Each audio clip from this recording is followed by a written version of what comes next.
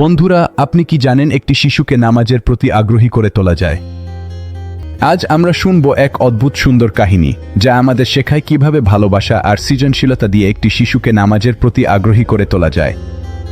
গল্পটি আজ থেকে প্রায় 100 বছর আগের।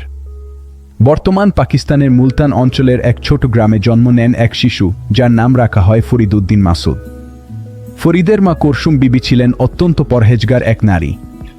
তিনি চেয়েছিলেন তার সন্তান যেন ছোটবেলা থেকেই আল্লাহর ইবাদতে অভ্যস্ত হয়ে ওঠে। কিন্তু ছোট শিশুকে নামাজের মতো গম্ভীর ইবাদতে আগ্রহী করা তো সহজ নয়। তাই ফরিদের মা একটি চমৎকার বুদ্ধি বের করলেন। তিনি ফরিদকে বললেন, বাবা, তুমি যদি মনোযোগ দিয়ে নামাজ পড়ো, তবে আল্লাহ খুশি হয়ে তোমার জায়নামাজের নিচে মিষ্টি দেবেন। শিশু ফরিদ মিষ্টি খুব ভালোবাসতেন। প্রতিদিন তিনি নিষ্ঠার সাথে নামাজ পড়তেন এবং নামাজ শেষ করে জায়নামাজ তুললেই সেখানে কিছু মিষ্টি খুঁজে পেতেন। আসলে ফরিদের মা অতি গোপনে সেখানে মিষ্টি রেখে দিতেন, যাতে সন্তানের মনে আল্লাহর প্রতি বিশ্বাস ও নামাজের প্রতি ভালোবাসা জন্মায়। কিন্তু একদিন ঘটল এক অলৌকিক ঘটনা। মা কুরসুম বিবি কোনো এক কাজে ব্যস্ত থাকায় জায়নামাজের নিচে মিষ্টি রাখতে ভুলে গেলেন। নামাজ শেষ হওয়ার পর তিনি হঠাৎ মনে পড়তেই আতঙ্কিত হয়ে ছুটে গেলেন ফরিদের ঘরে। তিনি ভাবলেন, আজ মিষ্টি না পেলে হয়তো ছোট্ট ফরিদের মনে আল্লাহর প্রতি সন্দেহ তৈরি হবে।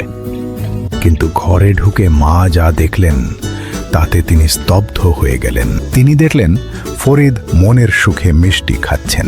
বিস্মিত মা জিজ্ঞেস করলেন, বাবা, তুমি এই মিষ্টি কোথায় পেলে? ফরিদ হাসি মুখে উত্তর দিলেন, কেন মা, আল্লাহ তো প্রতিদিনের মতোই আজকেও জায়নামাজের নিচে মিষ্টি রেখেছিলেন। মা কুরসুম বিবি বুঝতে পারলেন তার ছেলের একাগ্রতা দেখে স্বয়ং আল্লাহ কুদরতিভাবে সেই মিষ্টির ব্যবস্থা করেছেন।